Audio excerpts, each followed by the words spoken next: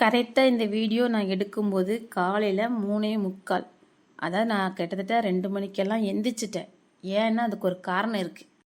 நேற்று நான் ஒரு தாவாணி மொட்டுகள்னு சொல்லி ஒரு எபிசோடு போட்டேன். அது போட்டு முடிக்கிறதுக்கே எனக்கு அப்படி வேலையெல்லாம் முடிச்சுட்டு தூங்குறதுக்கு 12 மணி 1 மணி ஆயிட்டு. ஆனால் அதில் ஒரு சம்பவம், அதை பின்னாடி சொல்கிறேன். தொடர்ந்து ஒரு காரியத்தை செஞ்சுக்கிட்டே இருக்கும்போது அதில் சில குழப்பங்களும் இதுவும் வரும், மனப்பிரச்சனைகளும் வரும். ரிப்பீட்டாக ஒரு காரியத்தை நம்ம பண்ணிக்கிட்டே இருக்கோம் அப்படின்னா, முதிர்கன்னியாக இருக்கட்டும், கல்யாண கனவாக இருக்கட்டும், நான் அதிலே இருக்கும்போது அந்த உலகத்துலேருந்து என்னால் டக்குன்னு வெளியில் வர முடியாது. ஏன்னா கிட்டத்தட்ட நான் எவ்வளோ பெரிய எபிசோடு எடுப்பேன்னு உங்களுக்கு நல்லா தெரியும். கல்யாண கனவாக இருக்கட்டும், முந்தா நாள் நான் போடும்போது கிட்டத்தட்ட 1.25 மணி நேரம் போட்டிருக்கேன். அந்த 1.25 மணி நேரமும் நான் வாய்ஸ் கொடுக்கணும், அதிலே வாழணும். வாழ்ந்தால் தான் அந்த 1.25 மணி நேரம் எடுக்க முடியும். அப்போ என்ன ஆகும், மைண்டு வந்து கொஞ்சம் பிரச்சனைகள் ஆகும். வேறு எதுவுமே நம்மளால் எடுக்க முடியாது, வேறு எந்த இதுவுமே இருக்க முடியாது. அதே மாதிரி முதிர்கன்னியாக இருக்கட்டும், கிட்டத்தட்ட 5 வருஷம் அந்த உலகத்திலே தான் நான் வாழ்ந்திருக்கேன். அப்படிங்கும்போது அதுலேருந்து கொஞ்சம் வெளியில் வரணும், கொஞ்சம் ரிலாக்ஸாக இருக்கணும் அப்படிங்கிறதுக்காக தான் அந்த புதிய எபிசோடு. அப்போ அது ஏன் போடுறீங்கன்னு நீங்கள் கேட்கலாம். அதுக்காக போடாமல் ஒரு விஷயங்கள் இருக்கக்கூடாது, எங்களால் இருக்க முடியாது. அப்போ என்ன பண்ணுவோம், பின்னாடி வரப்போகிற எபிசோடு எப்படியும் நம்ம முதிர்கன்னி முடிஞ்ச உடனே நான் ஒரு விஷயம் போடணும்னு வச்சுருப்பேன்ல, அதை தான் எடுத்து முன்னுக்கூட்டி போடுவேன். சரி போட்டு வைப்போம், பார்க்குறவங்க பார்க்கட்டும். இது முடிஞ்ச உடனே அடுத்து நம்ம அதை தொடங்கும் போது அதை கண்டினியூ பண்ணிடுவாங்க அப்படிங்கிறதுல தான் நாங்கள் பண்ணுறது. அப்படித்தான். இன்னும் குயிலி ஒரு 10 எபிசோடு இல்லது ஒரு 15 எபிசோடு தான் இருக்கும், அதுக்கு மேலே இல்லை. ஏன்னா நான் அந்த கதை எடுக்கும்போதே நான் சொல்லிட்டேன், அது ஷார்ட் ஃபிலிம் மாதிரி தான் அப்படின்னு நான் சொன்னேன். இப்படி தான் பேரரசன், காதல் பேரரசன் போடும்போதும் நிறைய பேர் சொன்னாங்க எதுக்கு இதை போடுறீங்கன்னு. இப்போ அந்த வீடியோ உங்களுக்கு ரொம்ப பிடிச்சிருக்கும்னு நான் நினைக்கிறேன். கண்டிப்பாக நிறைய பேருக்கு பிடிச்சிருக்கு. அப்படி தான் சில விஷயங்கள், இப்போ சேட்டைக்காரனாக இருக்கட்டும், மானழகனாக இருக்கட்டும், காதல் பேரரசனாக இருக்கட்டும், எல்லாமே அப்படி தான். ஃபஸ்ட்டு எனக்கு ஒரு எதிர்ப்பு வந்து தான் நான் வந்து அதை வீடியோவே நான் அப்லோடு பண்ணுவேன். எனக்கு தெரியும் போக போக நிச்சயமாக இவங்களுக்கு பிடிக்கும் அப்படின்னு. எப்போவுமே என் கதை மேலே எனக்கே ஒரு நம்பிக்கை உண்டு. பொதுவாக என்னுடைய சிந்தனை எப்படி இருக்கும்னா, இது கண்டிப்பாக மற்றவங்களுக்கு பிடிக்கணும். அதில் சென்டிமெண்ட்டாக இருக்கட்டும், காமெடியாக இருக்கட்டும், காதலாக இருக்கட்டும், நான் ரசிக்கிற மாதிரி இருந்தால் தானே மற்றவங்க ரசிப்பாங்க. ஃபஸ்ட்டு எனக்கே அந்த வீடியோ திரும்ப திரும்ப பார்க்குற மாதிரி இருந்தால் தானே மற்றவங்களும் அதை பார்ப்பாங்க. நான் பொதுவாக அதை தான் மேலேப்பேன். எனக்கு பிடிச்சிருக்கா, எனக்கு ஓரளவுக்காவது பிடிச்சிருக்கா, இதை விட பெஸ்ட்டாக கொடுக்க முடியுமா, அப்படி தான் நான் கதையை யோசிப்பேன். அப்படி யோசித்ததா நேற்று போட்ட தாவாணி மொட்டுகள். தாவாணி மொட்டுகள் அப்படிங்கிறது வந்து 80-90களில் நடந்த அழகான காதல், காமெடி, ஊர்கதைகள், இதை மையப்படுத்தி தான் எடுத்திருக்கேன். அது முழுக்க முழுக்க வந்து பார்த்தீங்கன்னா அப்படின்னா ஒரு கிராமத்து கதை தான்.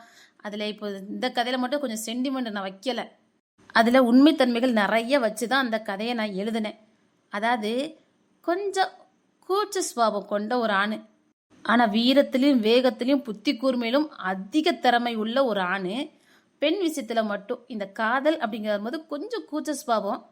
அப்பேற்பட்ட ஒரு ஆணை ஒரு பொண்ணு எப்படி விரும்புகிறா, அவங்க எப்படி காதலிச்சாங்க, ஊருக்குள்ளே நடக்கிற காமெடி காதல், இதை மையமாக வச்சு அந்த கதையை நான் எழுதினேன். அதில் முழுக்க முழுக்க என்னுடைய கதைகள் நிறைய வரும். அதில் மெயின் காமெடி நான் தான். காமெடியாக இருந்துக்கிட்டு நான் பண்ண வேலைகள், அந்த ஊருக்குள்ளே நான் ஏற்படுத்தின கலவரம், காமெடியாக விளையாட்டாக நான் பண்ணுற விபரீதங்கள், இதில் தான் பெரும்பாலும் அந்த கதையில் இருக்கும். ஊருக்குள்ளே 2 விசக்கிழவிகள், அந்த கிழவி கண்ணிலே மண்ணை தூவிட்டு காதல் பண்ணுற அந்த ஊர் வாலிய பையனும் வாலிய பிள்ளைகளும், இதெல்லாம் ஒரு காமெடியாக வச்சோம், உண்மைத்தன்மை நிறைய வச்சோம் அந்த கதையை நான் எழுதினேன். எப்படியும் குயிலி முடிய போகுது, ஒரு 10-15 எபிசோடில் முடிஞ்சிடும். அதுக்கப்புறம் கண்டிப்பாக இதை தான் அப்லோடு பண்ணணும். இதை ஊடல அப்பப்போ அப்லோடு பண்ணால் தான் அது முடிஞ்சோடனே இதை கண்டினியூ பண்ணதுக்கு நல்லா இருக்கும்னு நான் இதை அப்லோடு பண்ணேன். உண்மையில் அப்படி நினச்சி தான் பண்ணேன். இருக்கிறதுலே பெஸ்ட்டான ஸ்டோரி எடுத்து தான் நான் போட்டேன். நிறைய பேருக்கு பிடிக்கலை, நிறைய பேருக்கு பிடிக்கல. என்றைக்குமே ஃபஸ்ட்டு எபிசோடு வந்து பார்த்தோன்னே பிடிக்காது. ஒரு விஷயத்த புரிஞ்சுக்கோங்க, இக்கால 90-80 காலகட்டம் அப்படிங்கிறது இப்போ நிறைய பேருக்கு தெரியாத ஒன்று. இப்போ சினிமா கூட அந்தளவுக்கு வரல, இப்போ அதெல்லாம் யாருமே எடுக்கிறது இல்லை. ஆனால் அந்த காலத்து வாழ்க்கை எப்படி இருந்துன்னு இந்த ஜென்ரேஷனாக இருக்கட்டும், இல்லை அந்த 90-80ல் வாழ்ந்தவங்களா இருக்கட்டும், 80-90ல் வாழ்ந்தவங்க நிச்சயமாக அந்த காலகட்டத்தை ரொம்ப மிஸ் பண்ணுவாங்க. ஐயோ திரும்ப அந்த காலத்தில் கூட நம்மளை விட்டுற மாட்டாங்களான்னு ஏங்குவாங்க. 90-2000 பிறந்த பிள்ளைங்க கண்டிப்பாக அந்த காலத்தை நீங்கள் பார்க்கணும். அந்த காலத்து காதலாக இருக்கட்டும், மனுஷங்களோட உண்மைத்தன்மையாக இருக்கட்டும், ஊரில் ஒற்றுமையாக இருக்கட்டும், அது நீங்கள் தெரிஞ்சுக்கணும் அப்படிங்கிறது தான் நான் மெயினாக இந்த கதையை நான் எடுத்தது. ஆனால் ஒன்றுங்க, ஒரு கதையை நான் எடுத்துட்டு மனசளவில் நொந்து போனது நேற்று தான். சத்தியமா நம்ம ஃப்ரெண்ட்ஷிப்லாம் இருப்பாங்களா அப்படின்னு நோக்க அடிக்கிற அளவுக்கு இருந்துச்சு. நான் எப்போவுமே யாரையுமே சொல்ல மாட்டேன். நேற்று நடந்த சம்பவம் அப்படி மனசில் ரொம்ப உடைஞ்சு போயிட்டேன். சரி, ஒரு கதை பிடிச்சிருக்கு பிடிக்கல, கண்டிப்பாக நமக்கு பிடிச்ச ஸ்டோரி இருக்குது. ஏன்னா என்னுடைய மனநிலை அப்படி. கிட்டத்தட்ட இப்போல்லாம் வியூ வந்தாலும் போகலை. ஏன்னா ஸ்கூல் லீவு, இப்போ தான் ஸ்கூல் ஓப்பன் ஆகிருக்கு, எல்லாமே அதிலே கலந்து நிறைய பேர் பார்க்கல. கிட்டத்தட்ட ஒரு 8 மணி நேரம் உழைப்பை போட்டுட்டு நமக்கு அதில் எதுவுமே போகலை அப்படின்னா கஷ்டமாக இருக்கும். அப்போ புதுசு நம்ம அப்லோடு பண்ணும்போது புதிய ஆடியன்ஸாவது வருவாங்க. அதுதான் மெயின் ரீசன்.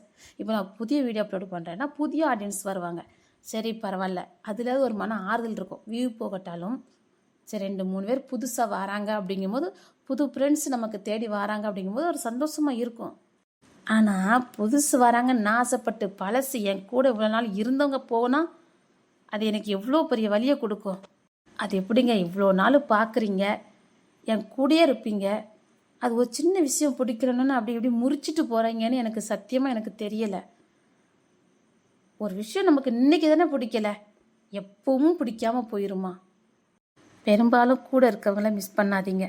இன்னைக்கு இல்லாட்டாலும் நாளைக்கு நமக்கான ஒரு வீடியோ வரதான் செய்யும். அதுக்காக அப்படியே முறிச்சிட்டு போகாதீங்க. முறிச்சிட்டு போகிறது அது எவ்வளோ பெரிய வழியை அவங்களுக்கு கொடுக்கும்னு நீங்கள் கொஞ்சம் யோசித்துருக்கலாம். அதுக்காக குயிலி வராமலாம் இருக்காது. குயிலி இன்னும் கொஞ்ச நாளில் முடிஞ்சிருங்கக்காக தான் நான் இதை அப்லோடு பண்ணினேன். பாருங்கள், தொடர்ந்து பாருங்கள், உங்கள் ஆதரவை கொடுங்க. உண்மையாகவே 80-90களில் இந்த கிராமத்து வாழ்க்கை எப்படி இருந்ததுங்கிறத உங்கள் கையில் இருக்கிற உங்கள் மொபைல் மூலமாக உங்களை தேடி வருதுன்னா உண்மையிலே நீங்கள் அதை பயன்படுத்த பாருங்கள். அப்படியே சினிமாவில் ஏதாவது வந்தால் கூட முழுசாக உங்களுக்கு அதை காட்ட முடியாது. நீங்கள் எல்லாரும் போய் தேட்டரில் போய் பார்க்கவும் முடியாது. உங்கள் கையில் உங்கள் ஃபோனில் அந்த காலத்து வாழ்க்கை முறை, காமெடி, இளைஞர்களின் குணம், வாலிய பிள்ளைங்களின் குணம், பெற்றவங்களின் வளர்ப்பு, எவ்வளோ காதலில் உண்மைத்தன்மை, இதெல்லாம் உங்கள் கண்ணு முன்னாடியும் உங்கள் வாழ்க்கைக்கு வழிகாட்டுதலாகவும் நிச்சயமாக இருக்கும். ஒரு காதல்னு எடுத்துக்கிட்டால் எவ்வளோ உண்மைத்தன்மை இருக்கணும் அப்படிங்கிறதையும் காட்டுறதுக்காக தான் நான் பெரும்பாலும் என்னுடைய கதைகள் இருக்கும்.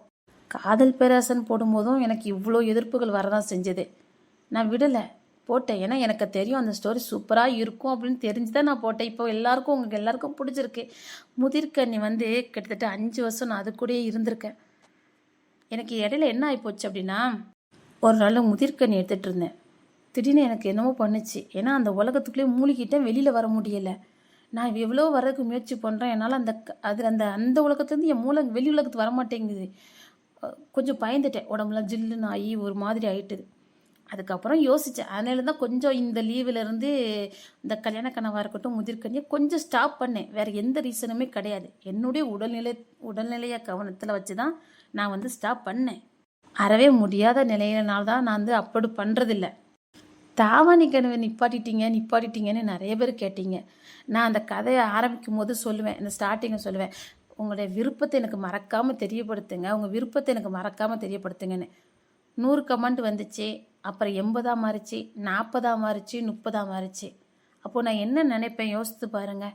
அப்போ நிறைய பேருக்கு இது பிடிக்கல போலக்கு அப்படின்னு நான் நினச்சிட்டு என்ன பண்ணேன், அந்த ஆர்வம் குறைஞ்ச உடனே அந்த மைண்ட் அதுலேருந்து வெளியில் வந்துடும், அந்த உலகத்தை விட்டு வெளியில் வந்துடும். ஆனால் இப்போ எல்லாரும் தாவணி கனவு போடுங்கன்னு சொல்கிறாங்க. இப்போ நான் நினைக்கிறேன், அப்போ அவ்வளோ பேருக்கு பிடிச்சிருந்துச்சு அந்த கதை அப்படின்னு. கண்டிப்பாக போடுவேங்க. கண்டிப்பாக அந்த கதையை நான் முடிக்காமல் விட மாட்டேன். அது ஒரு 10-15 எபிசோடு இருக்குன்னு வச்சுக்கோங்களேன், கண்டிப்பாக போட்டுருவேன். ஒரே நாளில் கூட அந்த கதையை போட்டு முடிக்கலான்னு நான் இப்போ வேண்டாம். ஏன்னா இப்போ இந்த ஸ்கூல் இப்போ தான் திறந்துருக்கு.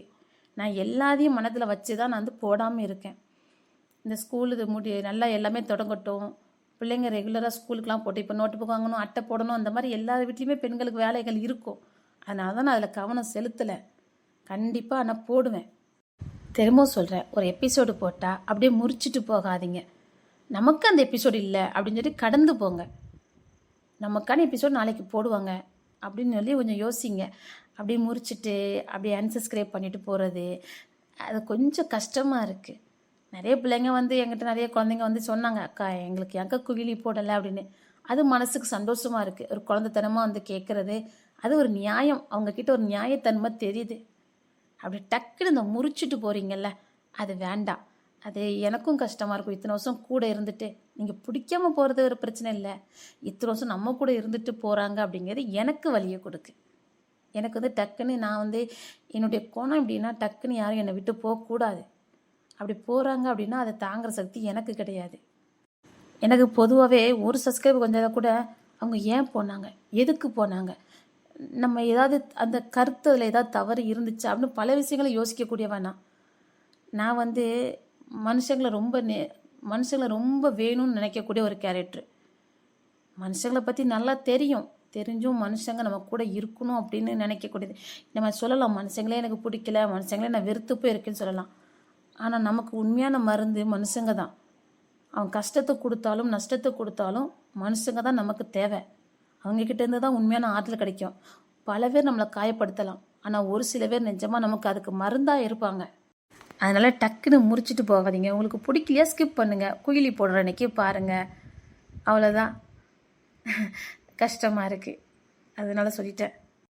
12 மணிக்கு அப்புறம் நான் தூங்கவே இல்லை. இதெல்லாம் பார்த்துட்டு மனசளவில் நொந்து போயிட்டேன்.